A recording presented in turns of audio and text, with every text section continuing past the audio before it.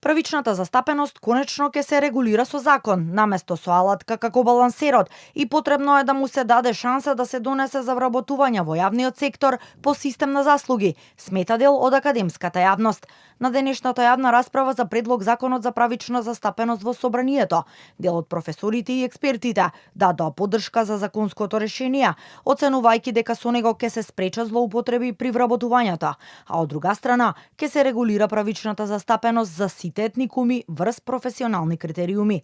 Клучно според нив е што законот е изработен со позитивно мислење од Венецијанската комисија и согласно европските и меѓународните стандарди. Законот ги балансира барањата на Охридскиот договор според барањата и од Европската унија, каде што најголемата измена е овде кога се спомнува компетентноста, каде што имаме една легислативна цел за да се отстраниме од вработувањата со бројки. Сметам дека е многу важно да се абстрахираме од политичките афинитети и перцепции леки со кои ги гледаме работите.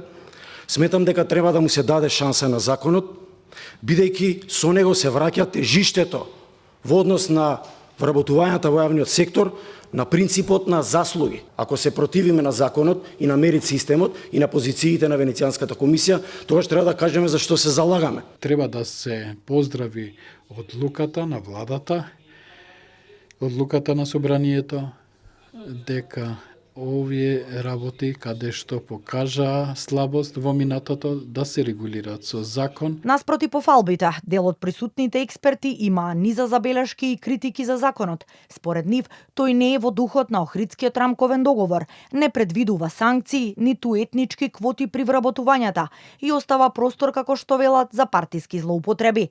Дел од нив го бранеа балансерот како добро решение за етничките права и сметаат дека овој закон треба да се повлече од собраниска процедура. Ценам дека предложениот закон не е целосно во духот на Охридскиот рамковен договор. Охридскиот рамковен договор не беше замислен како едноставна формула за распределба на работни места, туку како механизам за градење на доверба, интеграција и еднакво рамноправно учество на сите заедници во институциите. Етничката припадност има важна улога и треба да стои како задолжително изразување. Исто така, сметам дека новиот предлог закон има потреба од институционална рамка и потреба од санкции.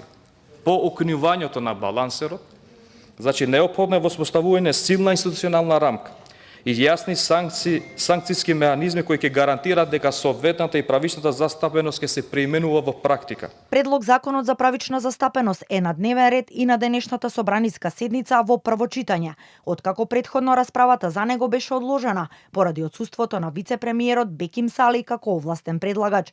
Законот ќе се носи со така наречено мало Бадентерово мнозинство. За да помине, треба да има 61 глас, како и мнозинство од присутните пратеници, што припаѓаат на немнозинските заедници.